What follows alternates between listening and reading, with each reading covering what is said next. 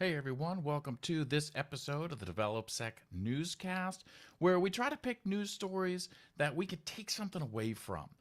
Not just to talk about news stories, but where we can actually take this information back, bring it to our organization, bring it to our personal life, and it's actually going to help us make better decisions on what we're currently doing. So the first news story we're going to talk about is WordPress. Everybody is aware of what WordPress is, right? I mean, it's a pretty popular platform. We use it all over the place. And one of the great things, a few years ago, back in 3.7, they started implementing auto updates. Now, we all know how important updates are with our applications to make sure that when security vulnerabilities are found and they're patched or other issues are resolved within the platform, that we get those updates in a timely manner. This is one of the biggest causes of where we see holes in our systems and potential breaches, right? It's because we're not recording that and bringing it up to speed. So 3.7, they introduced the ability to auto update. Well, unfortunately, we just learned last week they did a release for 4.9.3. Now, 4.9.3 unfortunately broke that auto update capability. Now, they caught this pretty quick, but unfortunately, a bunch of people had already received 4.9.3. And so the fix to that was to make sure that you actually go in and manually update to 4.9.4. Now, that's pretty simple to do. You just log in to your WordPress admin account, and in there is a button that says, hey, there's a new version. Click it, it'll update. So that's one way to do it. Unfortunately, it requires that manual effort to go in and do this. And a lot of times with WordPress, people stick them out there. They have a site sitting there, and then they don't remember to go out and update it. They're not paying attention. It just works. So you have to go in there and make sure, hey, am I on at least 4.9.4, so that way I'm not sitting on 4.9.3 for a long time. Now remember that depending on your hosting provider, they may also provide auto update capability. I know with my hosting provider, even before WordPress came out with auto update, they also had auto update capability where their installer robots would actually look and say, hey, is there a new version of WordPress? Yes, there is. Let me go ahead and install this for you.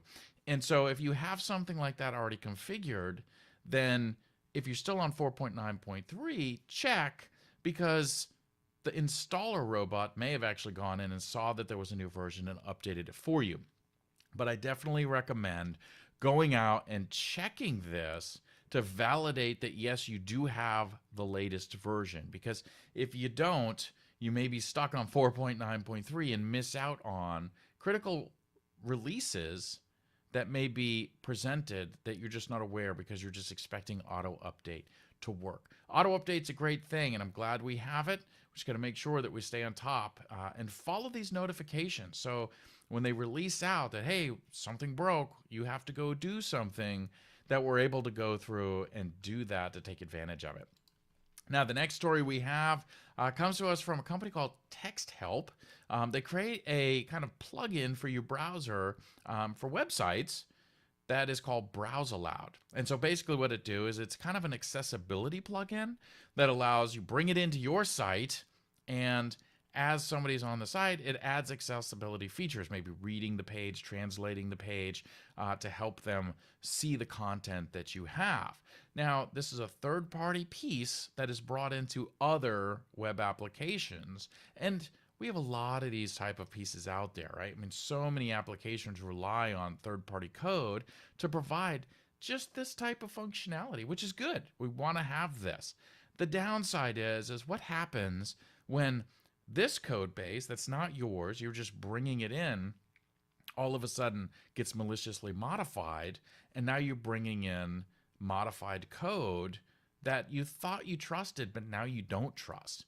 And that's kind of what happened here, is somehow their code got modified to include basically a crypto miner JavaScript function. So when somebody visited a page and it pulled in this Browsealoud plugin, it would also load this JavaScript that would then use your processor to help do some crypto mining for the bad guys.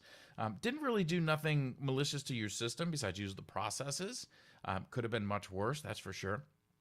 But it is using your system, and it's code that we didn't expect that would be there, right? So we want to be able to help protect ourselves against this type of thing. And one way, as developers of applications, that we do this is through a thing called sub-resource integrity. And so reaching out and grabbing this third-party component and bringing it in, this third-party JavaScript library, right? It is a sub-resource, and we want to check to make sure that it hasn't been modified. So when you go to build your system and you want to go pull this file in, there should be a hash of that file. You can create this hash. Go out and check the DevelopSec.com blog. We have a whole post talking about sub-resource integrity, how to use it, how to create the hashes. But basically what you're doing is you're creating a hash of that file. And so when the web browser goes to pull that hash in, or the file in, it'll then check that hash. You tell it what type of hash you use. It validates the hash. And if the hash is correct, then it'll load that page. If the hash is not correct, then it won't load that page. And so that helps protect us against files that may have been maliciously modified without somebody knowing, right? And so in this case, that would have helped if you had sub-resource integrity set up. The browser said, nope, this file's different, I'm not going to load it. Now, of course, this does come with a few problems in the fact that if you use sub-resource integrity and those files may happen to change a lot, that could be a problem. Your files may not work very often. But oftentimes, these type of third-party codes don't change really all that often. You know, we see this a lot with pulling in something like a jQuery, right? You're pulling in a specific version, and it doesn't change very often. You know, you go in and modify the version you're using to help protect yourself. So that's something that we can use as we're developing applications, is look at sub-resource integrity to help protect us when we're pulling in these third-party code bits that could be affecting what we're doing. Now, next we have Google. Now, we talked about Google last week. Of course, we were talking about two-factor authentication. But this time, we're going to talk about changes they're making to Chrome coming up in July of 2018. We've seen this. I've been following this for a few years now as we've made this push for HTTPS over HTTP. And we've seen Firefox does it, Google does it, right? Every year or so, we see them tightening the reins a little bit to say, hey, we're going to start marking this as not secure.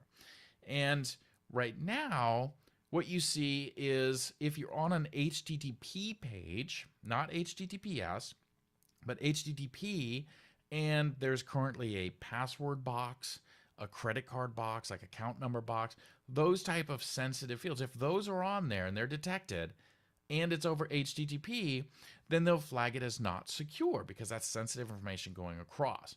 Well, what we're going to see coming out in July is that if the page is HTTP at all, so if there's anything that's not going over HTTPS, or at least the main URL, then it's going to flag it as not secure.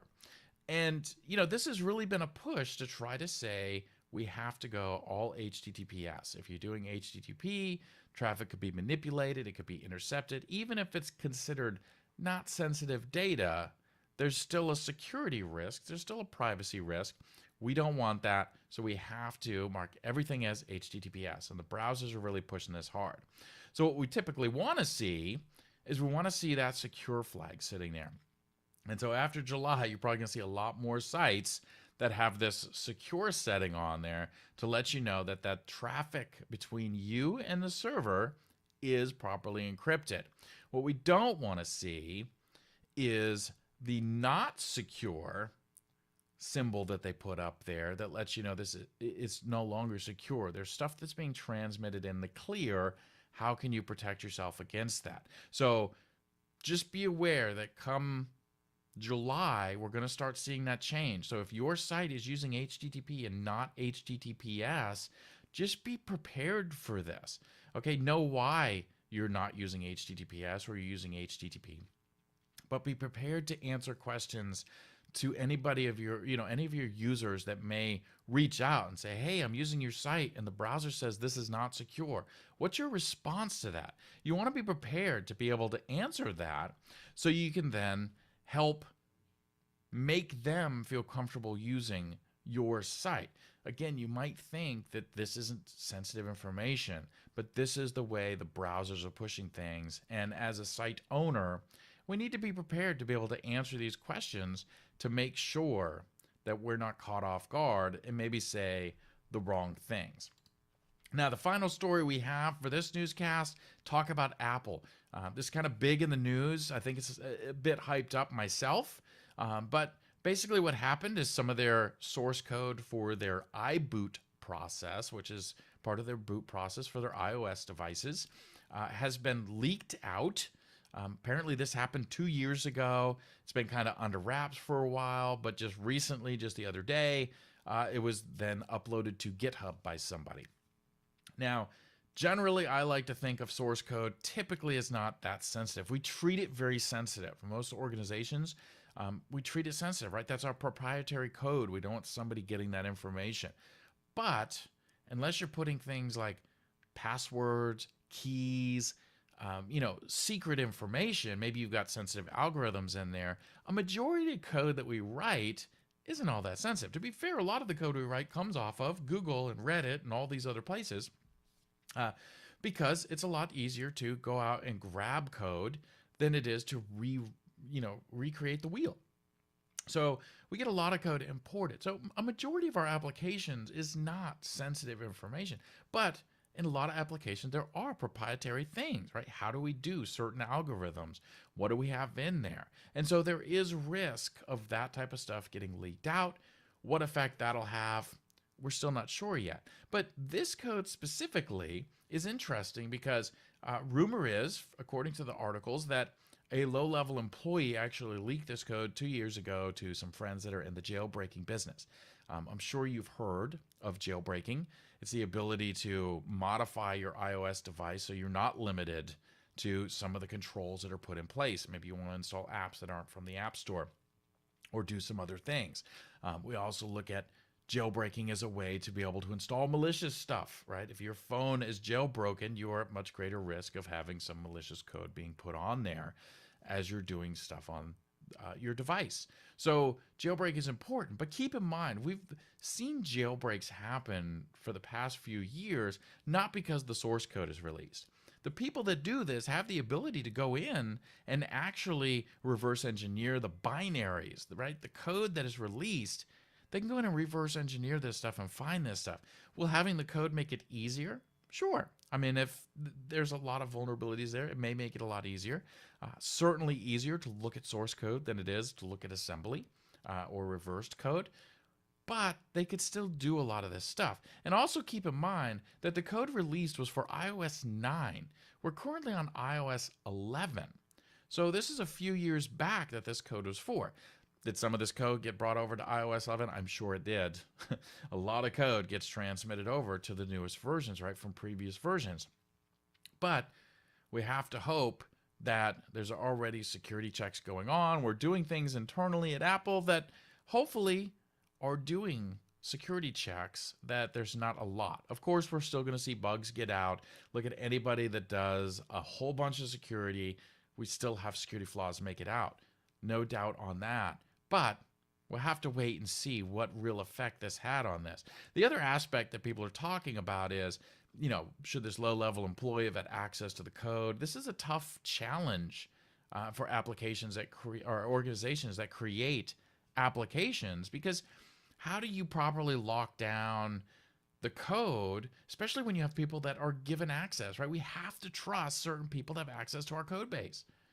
What happens when they break that trust? How do we protect against that? And it brings up the point of, we put our controls in place, but are we doing things like reconnaissance? Are we checking things like Reddit and GitHub and these different venues to say, hey, is any of our code base out here? Do we have any process to check this? Because, when you hire somebody to do a pen test, or you bring somebody in, or even just an attacker that's going to look at you, right? They're going to go look and see if this information's out there. Did you make the source code available? And this is certainly not the first time somebody's been caught with source code out on the internet that has helped break into something. Now, fortunately here, we haven't seen any ill effects as of yet. And again, we'll have to wait and see what type of ill effects come from this, if they do. Right now, just chill about it and wait and see. Again, it's older versions. They do a great job of keeping people on up-to-date versions of iOS. So hopefully we won't see a whole lot of badness come out of this. I'm keeping my fingers crossed. I'm saying optimistic, but at least internally we can start looking at how can we try to protect ourselves that this stuff doesn't come up anytime soon within our own organizations. So thanks for joining us for this newscast, and we'll catch you on the next episode.